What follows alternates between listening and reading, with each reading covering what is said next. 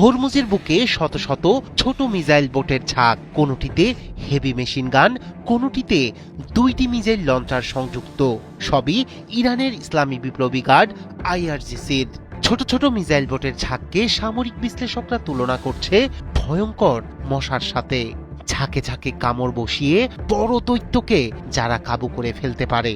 সাগরে আমেরিকার বিরুদ্ধে এই মিসাইল বোটগুলোই বদলে দিচ্ছে শক্তির ভারসাম্য। ইরানের ঝাঁকের ভয়ে পারস্য উপসাগরে রীতিমতো লুকোচুরি খেলছে আমেরিকার শক্তিশালী যুদ্ধজাহাজের বহর।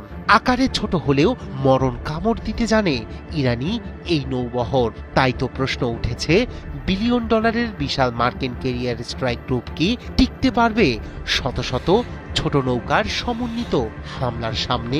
পারস্য উপসাগরে তাই এখন একটাই বার্তা, শক্তি শুধু আকারে নয়, নির্ধারিত হয় কৌশল আর অবিচল মনোবলে।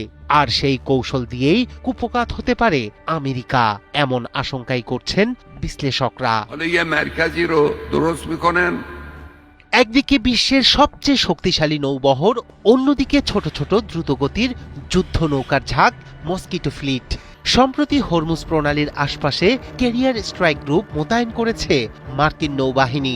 বিশাল এয়ারক্রাফট ক্যারিয়ার, ডেস্ট্রয়ার, খরচ বাঁচে 65% পর্যন্ত। ওয়ালটন বিএলডিসি ফ্যান ছড়ায় স্বস্তির সবুজ হাওয়া।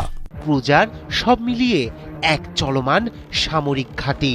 লক্ষ্য ইরানকে বার্তা দেয়া, প্রস্তুত আমেরিকা। তবে ট্রাম্প বুনো ওল হলে খামেনিও বাঘ হাতে তুল। তাই তো পাল্টা কৌশল নিয়ে প্রস্তুত তেহরানও। IRGC-র নৌশাখা বহু বছর ধরেই গড়ে তুলেছে নৌশক্তির প্রতীক মস্কিটো ফ্লিট।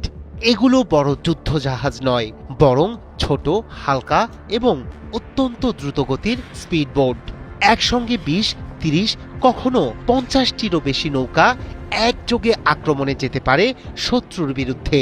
এই মস্কিটো নৌকাগুলোর অনেকগুলোতেই থাকে antiship missile, rocket launcher, heavy machine gun, এমনকি ড্রোন।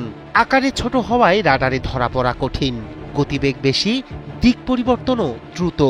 ফলে বড় জাহাজকে ঘিরে ধরে চারদিক থেকে আঘাত হানতে সক্ষম।